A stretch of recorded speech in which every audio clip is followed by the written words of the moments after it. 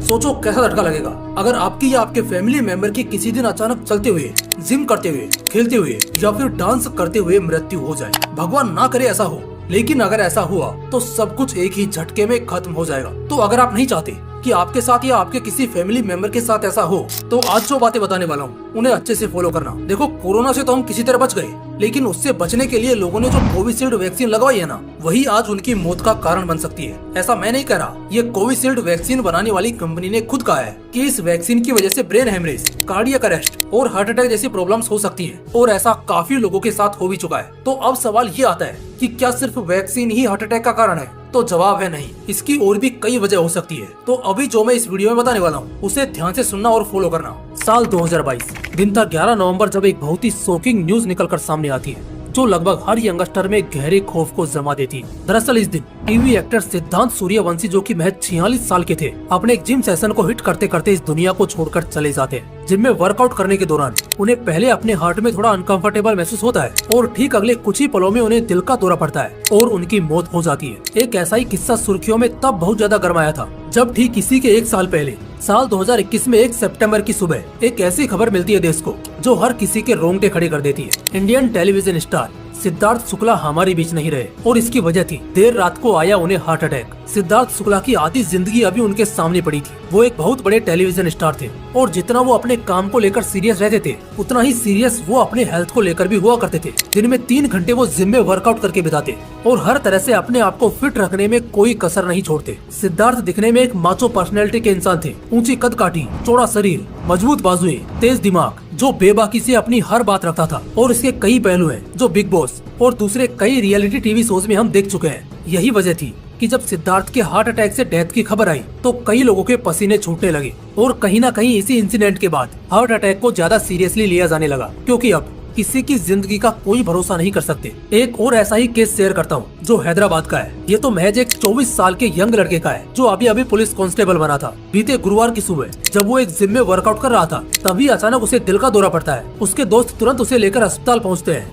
लेकिन तब तक डॉक्टर उसे डेड डिक्लेयर कर देते हैं। NCBI, national centre for biotechnology information, जो मेडिकल रिसर्च का एक सेंटर पॉइंट है, अगर इनकी माने तो आज के समय इंडिया में जितनी भी मौतें हो रही हैं, उसका लगभग 1/5 सिर्फ हार्ट प्रॉब्लम्स, कार्डियक अरेस्ट और स्ट्रोक्स के कारण हो रही है। और इससे भी ज्यादा परेशान करने वाली बात है कि आज के समय ये सबसे ज्यादा यंगस्टर्स में फैला है। बीते कुछ दिनों में कई केसेस हमारे सामने कुछ ऐसे आए हैं, जैसे कॉमेडियन राजू श्रीवास्तव, सिद्धार्थ शुक्ला, सुपरस्टार पुनीत राजकुमार और सिंगर के जो कि कार्डियक अरेस्ट की वजह से अपनी जिंदगी खो चुके हैं। इनफैक्ट राजू श्रीवास्तव और पुनीत राजकुमार को जब हार्ट अटैक आया, उस वक्त वो जिम में वर्कआउट कर रहे थे। कोविड के बाद से यंग लोगों में पता नहीं कैसे मगर एक तरह का प्रॉब्लम फैला हुआ है। यहाँ युवा अक्सर या तो जिम में वर्कआउट करते वक्त या स्पोर्ट्स में प्रैक्टिस करते वक्त हार्ट अटैक को झेलते हैं और इस दौरान कई दफा उनमें से कई की मौत भी हो जाती है। मगर कैसे? यही तो वो सवाल है जो हर किसी को हैरान किए हुए है। हम हमेशा से यही सुनते आए हैं कि एक्सरसाइज हमारे बॉडी के लिए, हमारे हेल्थ और जिंदगी के लिए रामबाण है और इससे हमारी उम्र और बढ़ जाती है। तो आज के समय में ऐसा क्यों हो रहा है? स्पेशली वो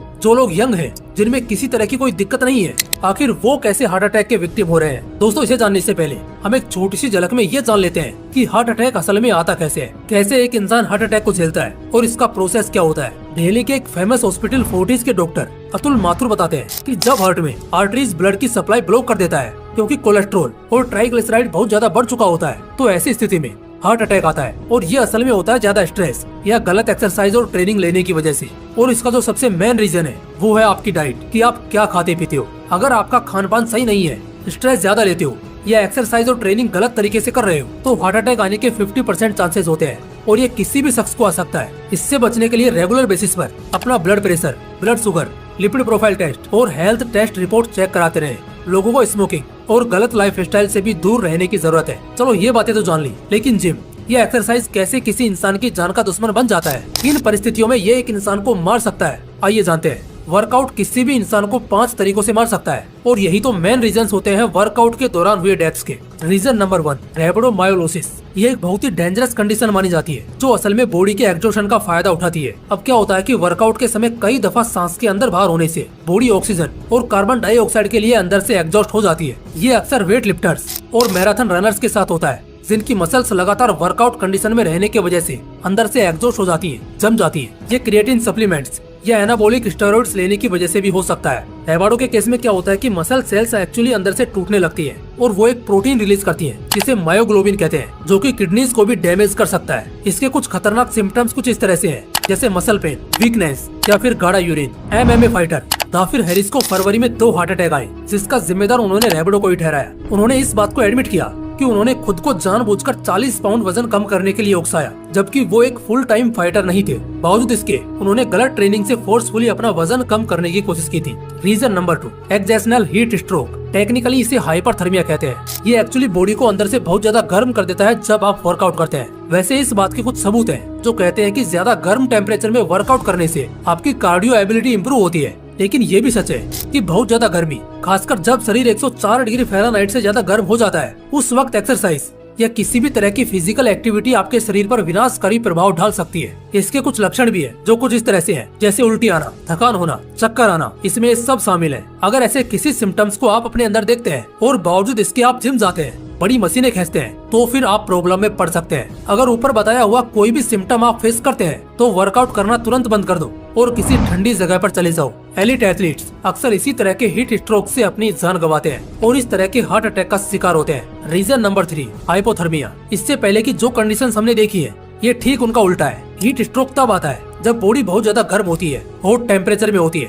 लेकिन हाइपोथर्मिया एक ऐसा क्रिटिकल कंडीशन है जो ठंडे से ठंडे एनवायरनमेंट में होता है। ये बेसिकली उनके लिए खतरनाक है जो स्विमर्स है। लेकिन इसके लिए जरूरी नहीं है कि आपका अंडर वाटर होना ही इम्पोर्टेंट हो या किसी पहाड़ की चोटी पर रहना हो। अगर आप ठंडे मौसम में पसीने से तरबतर होकर बिना किसी ब्रेक के लगातार दौड़ते भी हैं, तब भी आप हाइपोथर्मिया का शिकार हो जाएंगे। इसलिए अक्सर हमें हमारे बड़े बुजुर्ग पसीने से भीगे या ठंडे कपड़ों में रहने के लिए मना करते हैं। Reason number 4, dehydration. डिहाइड्रेशन तब होगा जब शरीर में एटलीस्ट उतना भी पानी नहीं होगा जितने की इसकी रिक्वायरमेंट होगी। ऐसे स्टेज को डिहाइड्रेशन बोलते हैं और वर्कआउट के समय डिहाइड्रेशन को इग्नोर करना परेशान कर सकता है। डिहाइड्रेशन बॉडी में खतरनाक इलेक्ट्रोलाइट इम्बैलेंस क्रिएट कर सकता है। बॉडी में ज्यादा इलेक्ट्रोलाइट्स होना हमारे हार्ट के लिए बिल्कुल भी हेल्थी नहीं है। इसलिए सबसे बेहतर है डिहाइड्रेशन से बचो और रेगुलर इंटरवल्स पर पानी पीते रहो। दोस्तों, ये 4 डेंजरस वर्कआउट कंडीशंस थे जो जिम में होने वाली हार्ट अटैक की डेथ के लिए रेस्पॉन्सिबल होते हैं। लेकिन कुछ एडिशनल बातों को जानना भी जरूरी है। आज के टाइम पर यंगस्टर्स में सीधा जिम और बॉडी बिल्डिंग का क्रेज चढ़ा है और हर युवा जल्दी से जल्दी मस्त से मस्त बॉडी बनाना चाहता है। लेकिन वो अपनी कैपेसिटी और बॉडी रिक्वायरमेंट के हिसाब से वर्कआउट नहीं करता, बल्कि किसी भी तरह से एक्सरसाइज को अंजाम देता है। गलत वर्कआउट करना या गलत तरह से जिम की ट्रेनिंग करना सिर्फ हार्ट के लिए नहीं, पूरे बॉडी के लिए बुरा है और ये कई इंजरीज को भी पैदा कर सकता है। इसके अलावा डाइट्स और सप्लीमेंट्स पर भी ध्यान देना जरूरी है। दोस्तों, जल्दी से जल्दी ज्यादा मस्कुलर बॉडी बनाने के लिए यंगस्टर्स कुछ गलत रास्तों को बिना सोचे समझे अपना लेते हैं, जिसका खामियाजा उन्हें बहुत बुरी तरह भुगतना पड़ता है। जैसे बीते बुधवार के दिन अवाड़ी के आकाश, जो कि खुद एक जिम ट्रेनर थे,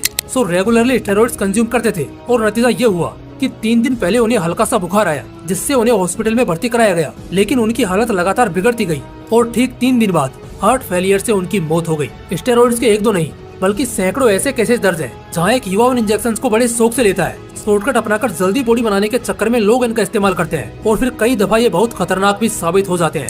इसके अलावा डाइट और सप्लीमेंट्स पर भी ध्यान देना जरूरी है। बहुत कम खाना और बहुत ज्यादा वर्कआउट करने की कोशिश करना भी बेवकूफी है। अगर आप एक नॉर्मल वर्कआउट करते हैं सिर्फ और सिर्फ हेल्दी रहने के लिए, तो आप कुछ नॉर्मल एक्सरसाइज को तो कर सकते हैं। लेकिन अगर आपका मकसद बहुत तीखा बन चुका है, जैसे आपको बहुत ज्यादा वेट गेन या एकदम से किसी कंपटीशन के लिए वेट लूज करना है, तो ऐसे कंडीशन में आपको किसी प्रोफेशनल ट्रेनर के अंडर रहकर अपनी सारी ट्रेनिंग करनी चाहिए और उसी तरह की ट्रेनिंग करनी चाहिए जो आपके फिजिकल और मेंटल कैपेसिटी को सूट करे। एकदम से चीजों को बदलने की कोशिश कभी ना करें। धीरे धीरे अपनी ताकतों को बढ़ाएं और उस तरीके से अपना शरीर बनाएं। इस तरह शरीर भी बनेगा और कोई दिक्कत भी नहीं होगी। उम्मीद करता हूँ वीडियो में बताई गई सभी जानकारियाँ आपको हर तरह से एक अवेयर यूथ बनने में मदद करेंगी और कभी भी ऐसी किसी भी परेशानी का सामना नहीं करना पड़ेगा। अगर वीडियो अच्छा लगा तो इसे लाइक करना और अपने दोस्तों के साथ जरूर शेयर करना। बाकी फिर मिलते हैं इसी तरह के एक और वीडियो के साथ। जय हिंद, जय श्री कृष्णा।